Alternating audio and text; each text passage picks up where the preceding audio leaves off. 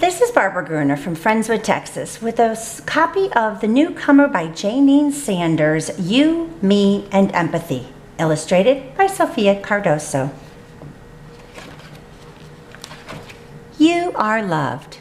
Sometimes I feel just like you. I understand what you're going through. Sometimes you feel just like me. That's understanding, called empathy. Love, Quinn. When I was a baby, I was really small, while everyone else seemed incredibly tall. But as I grew older, I started to see that people are people just like me. How are you the same as your friend? Sister? Brother? How are you different? Sometimes I'm happy, and sometimes I'm sad. Sometimes I'm worried, and sometimes I'm mad. We all have feelings, you have them too, and sometimes I feel just exactly like you. What makes you happy? Sad? Worried? Mad? When my mother was sick with a tummy bug, I knew that she needed a big snuggly hug. I rubbed her back and patted her hand, and I said, "I'm so sorry, I do understand." For once I was sick with the terrible flu. I sneezed and I sputtered, but what could I do? My mother said softly while patting my hand, "My dearest of dears, I do understand." That's when she gave me a big snuggly hug, and I instantly knew I was humongously loved. My mother was kind and caring to me exactly the same way as how we should be. Who helps you when you're sick? How do they make you feel? When my brother fell over and hurt his knee, he cried and cried in front of me. I helped him up. I said, "There, there." I sat him down on the kitchen chair. For once when I slipped and cut my knee, my brother was there to care for me.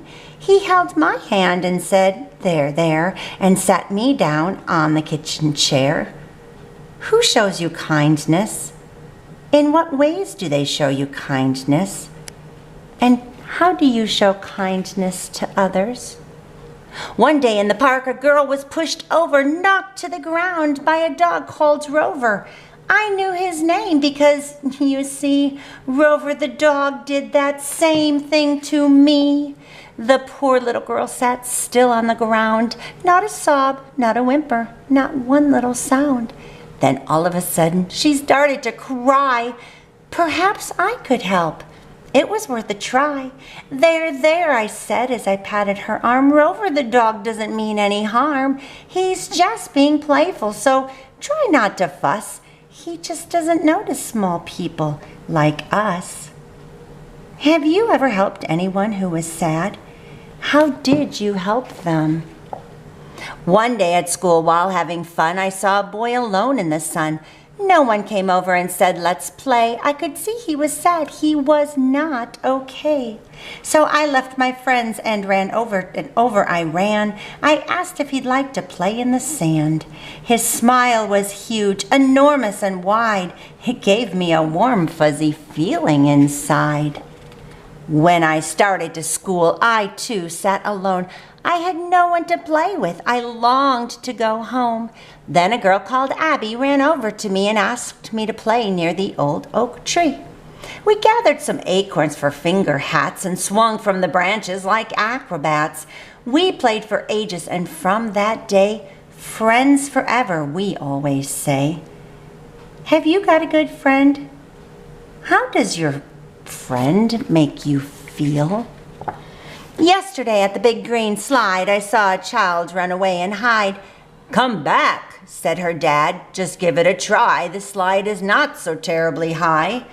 So she climbed to the very top. "Slide down," he said. "I'll help you stop."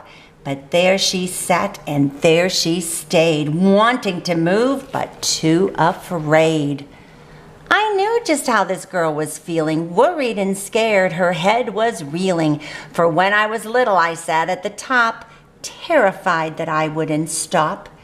"You can do this," is what I said. "You're braver than you think. It's all in your head.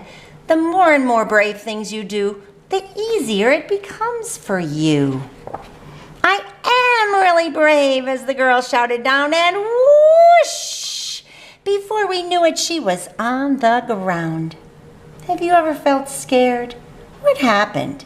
Tell me about a time you had to be brave. There's one more story I'd like to share about a bully who never did play fair. He pushed children over, was mean and unkind. He made us feel sad so deep down inside. But one day at school, I saw a strange thing. The bully was bullied and pushed off a swing. He was sad. He was crying as he walked away. So I followed and asked him, "Are you okay?" His eyes were watery. His nose was red. He looked at me. These words he said, "I was mean to children. It just wasn't right. I know now how they feel. I've had a big fright. Kind and caring is how we should be. I know this because a bully bullied me." Have you ever been bullied? How did it make you feel? And what did you do? So as I am growing taller each day, I'm learning so much in so many ways. I'm learning that we should try to be kind, helpful, and caring all of the time. Our world is so special. We all need to care about one another and the earth that we share. People together from far and wide, we're all on this planet. We're on the same side. What might be some ways we could show other people that we care about them? So when someone's hurting or worried or sad, remember those feelings I'm sure you've had. Say kindly with care, "I understand, I do," because sometimes I feel just exactly like you. In the back, some discussion questions for parents, caregivers, and educators, and then activities to promote kindness, empathy, and compassion. Always remember, no act of kindness, no matter how small, is ever wasted.